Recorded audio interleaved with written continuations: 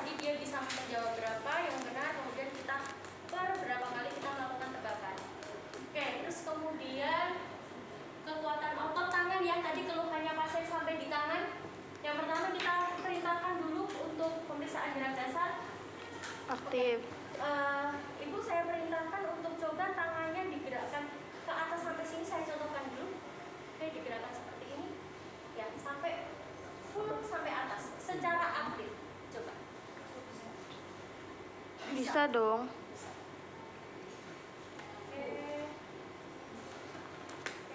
Turun lagi Bu. Oke, stop. Sekarang gerakan yang tadi kemudian saya berikan tahanan, ya. Nanti kalau misalkan ibu nggak sanggup, nggak apa-apa, nggak perlu dipaksakan. Mulai Bu, 1, 2, 3. Oke ya, ini ibu berikan tahanan minimal pasiennya nggak bisa. Berarti nilai ototnya, kekuatan otot 3. Kemudian sekarang gerakannya sama ya, semua fleksi ekstensi, abduksi semua dilakukan. Kemudian selain itu Refleks. sudah refleks. Nah, refleks kita bisa berikan Bicep, kalau sampai di tricep. tangan kita bisa berikan Bicep, bicep dan tricep. Hammer.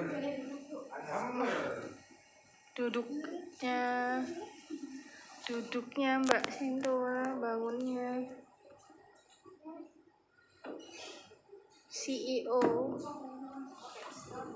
Lemas aja, tangannya lemas.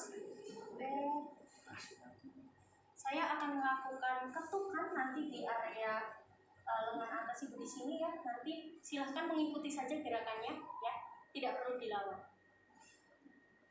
Oke.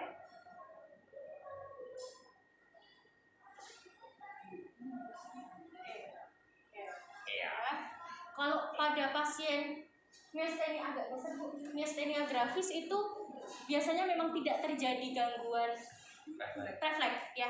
Kalau yang secara spesifik itu pada GBS kemarin. GBS.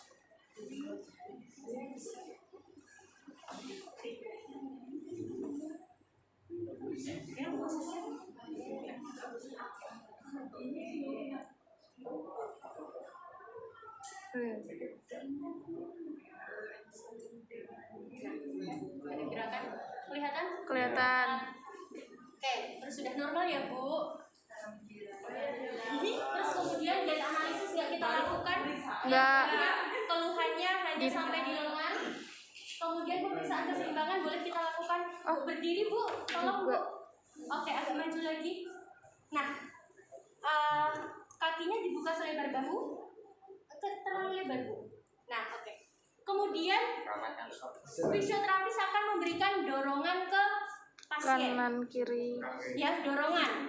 Kemudian sekarang ibu tanya, posisi yang terbaik fisioterapisnya ada di mana? Di depan, samping, atau belakang? Belakang. Soalnya bisa kalau pasiennya tiba-tiba di sini apa nggak bisa? Susah kalau jatuhnya ke sebelah sana, susah. kalau di belakang Gimana? Lebih gampang kalau ya kan? Tapi kalau jatuhnya ke sebelah Kalau sana, kalian dengan alasan supaya pasiennya jatuh, di depan juga bisa, di samping juga bisa. Samping pasiennya pegang. Samping kalau seperti ini bisa. Bisa nggak? Bisa.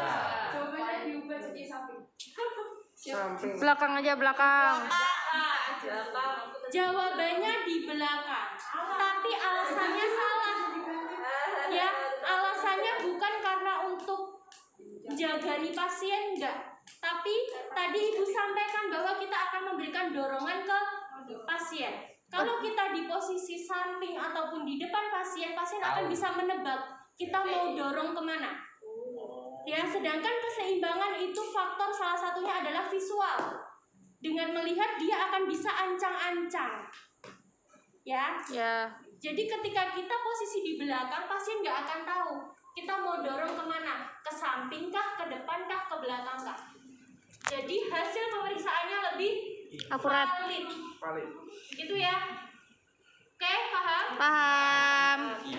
Oke, Bu, sekarang saya mau melakukan tes keseimbangan. Ya, nanti saya berada di belakang Ibu. Kemudian nanti saya akan melakukan dorongan. Dorongannya itu bisa ke depan, ke belakang, samping kanan maupun maupun samping kiri. Ya, tugas ibu adalah mempertahankan posisi ibu, jangan sampai melangkah atau berpindah tempat salah satu kakinya. Ya, oleng nggak apa-apa. Ketika pasien oleng itu nggak apa-apa. Pasien dikatakan mengalami gangguan keseimbangan ketika sudah Berubah melangkah tempat. salah satu kaki. Ya, kalau yang nggak boleh oleng itu adalah pemeriksaan Romberg test. Dia hanya diem, tidak kita berikan apa-apa. Ketika dia oleng itu dia gagal. Ya, harus bisa dibedakan. Dibaca lagi terapi latihan dasar. Ya, Bu. Ya Allah. Zalfa ini kayaknya imajinasinya Emang gitu, Bu, dia. Udah dari luar nalar. Foto kenangan lebar. Friend.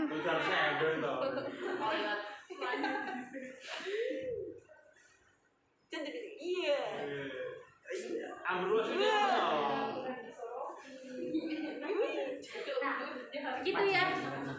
Jadi apa namanya, jangan juga terlalu kenceng ya nanti dorongnya. Maksudnya kita sebagai fisioterapis juga harus tahu dengan dorongan yang sedang. Tidak boleh terlalu ringan, tidak boleh terlalu kencang. Oke, terus kemudian pemeriksaan kemampuan fungsional kita pakai spadi ya. Ya. Kemudian kita lakukan FSS. S ya. Pakai formnya. Pakai form yang tadi, Ya. form yang ibu kirimkan. Buka, Mi. Semua perhatikan dulu, dibuka dulu formnya. Di situ ada angka 1 sampai 7, betul? Betul. Belum dibuka. Belum di-download, Bu, sama Adi. Download aja belum bukunya. Astagfirullah. Alasan. Ya ibu sambil baca ya juga ya. Ya. Sudah? Ya. Sudah ya. Di situ ada Biar angka tahu 1 bahasa sampai Inggris. 7. Duduk Bu, boleh saya? bahasa Nah, di situ angka 1 itu artinya sangat tidak setuju atau sangat tidak sesuai dengan kondisi pasien. Sedangkan angka 7 itu adalah kondisi yang sangat sesuai dengan pasien. Ya, jadi pasien setuju dengan pernyataan tersebut. Oke? Ya. Sehingga nanti hasil totalnya kan ada 9 pertanyaan. 9 kali 7 63. Skor maksimal adalah 63. Skor minimal adalah 9. Ya. Sekali. Kondisi nilai 9 ini adalah kondisi terbaik dari pasien. Jadi ketika angkanya dia semakin kecil, berarti kondisi pasien semakin baik. Baik. Ketika angkanya semakin tinggi, berarti kondisi pasien semakin Buruk. oke? Oke. Oke, sekarang saya tanyakan Ibu. Di sini nanti Ibu boleh memilih angka 1 sampai 7. Ya, angka 1 itu artinya Ibu Makin tidak kecil setuju dia makin dengan baik. statement atau pernyataan yang saya sampaikan. 9 Kemudian paling angka kecil. 7 itu artinya Ibu sangat setuju atau sesuai dengan apa yang dirasakan. Itu ya, sudah siap Ibu. Yang pertama, ada pernyataan bahwa motivasi saya lebih rendah ketika saya lelah atau capek. Betul nggak? Apakah Ibu ketika capek itu motivasinya rendah? 4. Oke. Ada yang nyatet tolong salah satu? 4. Nilai 4. Oke. Kemudian yang kedua, Terus aja ada 4. pernyataan gerak badan membuat saya lelah. Jadi ketika saya bergerak, badan saya bergerak itu membuat saya lelah. 6. Nami. Oke. Yang ketiga, saya merasa mudah lelah. 7. Oke, yang ketiga 7 ya. Ya. Kemudian yang keempat, kelelahan ini mempengaruhi fungsi fisik saya. Betul? Bu? 4. 4. Sampai berapa tadi? 5. Sekarang 5. Oke. Ya. Rasa kelelahan yang saya rasakan ini dia menyebabkan berbagai masalah pada diri saya. Itu 10 benda itu nih. 5. Sekarang yang ke-6, kelelahan yang saya rasakan ini menghambat fungsi fisik saya secara terus-menerus atau berkepanjangan. Nah, kemudian kelelahan yang saya rasakan ini mengganggu pekerjaan atau tanggung jawab tertentu yang dibebankan pada saya. Jadi 7. Tujuh. Jadi misalkan ibu Tujuh. bertanggung jawab untuk memasak misalnya, tapi karena kelelahan jadi kayak mengganggu yang seharusnya ibu lakukan. 7 ya bu. 7. Kemudian yang ke-8, kelelahan ini merupakan salah satu dari 3 gejala yang ibu rasakan yang membuat ibu tidak bisa melakukan apapun.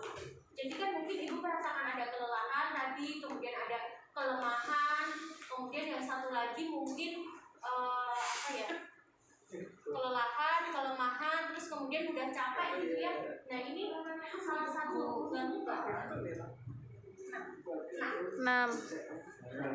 Terus kemudian yang terakhir, kelelahan yang saya rasakan ini mengganggu pekerjaan, kemudian keluarga dan juga kehidupan sosial. 7.